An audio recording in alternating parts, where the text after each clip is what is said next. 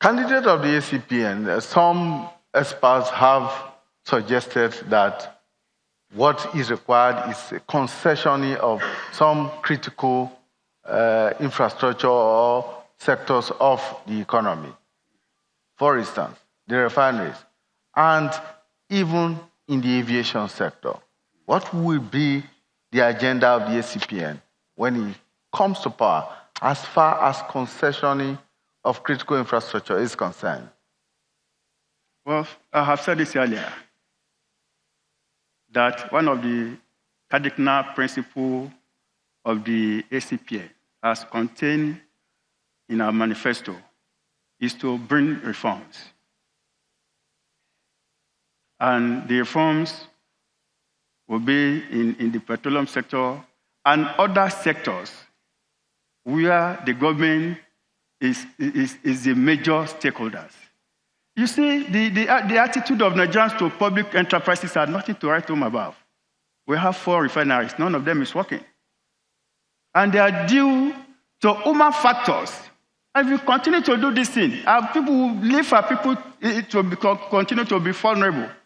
What we do is to hands off the interests of government in all the federal government businesses so that they can be handed over to investors.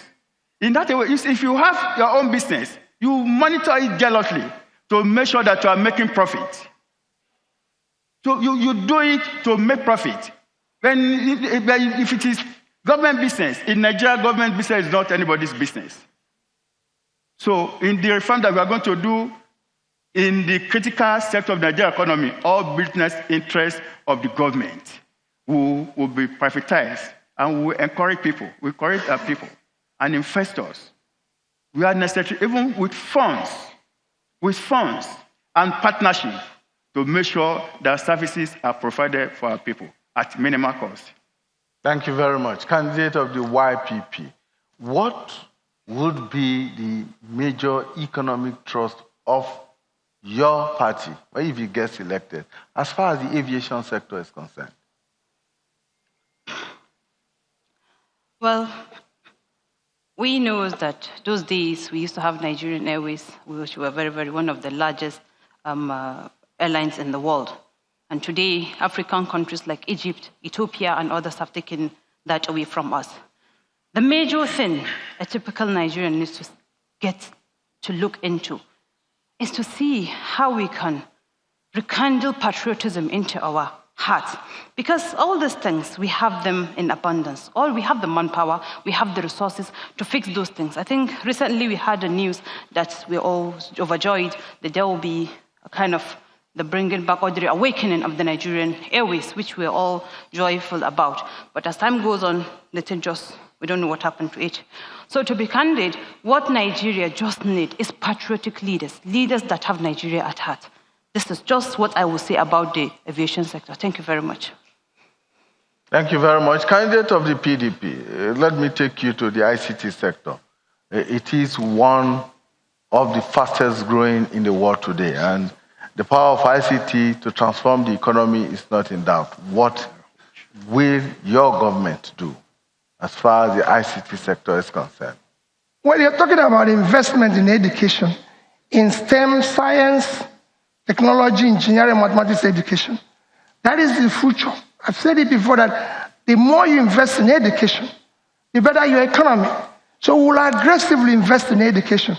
I have done this even as a governor of a state, where I took a state from being number 28 to number 1.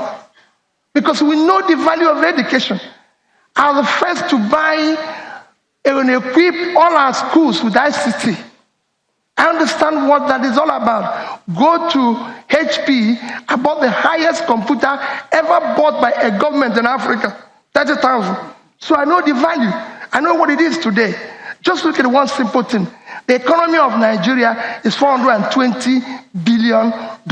South Africa is 280, that's 700. Egypt, that is number 3, is 250, 950. When Apple market capitalization is 1 trillion. So you need to invest in that. And it's shown clearly in the world that in 2020, You have 25 million STEM jobs available in the world. We will take ICT serious. We will invest in it. That's why I said you can't continue doing subsidy when you need to invest money in the future. You're driving yesterday. If you continue to do what we're doing, you're kind of investing in yesterday. Those who think about yesterday and today will miss tomorrow. We need to invest in tomorrow. And I will invest in ICT aggressively. That's what our government will do. And I'm sure that's what Atiku will do. Thank you very much. Thank you. Any rebuttals on any of the issues? Well, just to say that with respect to technology, we're not talking about what we will do, we're talking about what we are doing. And what we are doing is that we're investing very heavily in technology. At the moment, we've set up 6 technology hubs in the 6 geopolitical zones. Those technology hubs are being funded mainly by the federal government. Some of them are part funded. STEM education is critical, and as you know, we've done the curriculum, which is not just STEM, it's actually STEAM, it includes arts, science, technology, engineering, arts, and math, which is very crucial. And we're looking, and we've also invested heavily, even here in Abuja, in 5 model classrooms for technology. We're looking at what to do for technology training and how to make technology training available for everyone.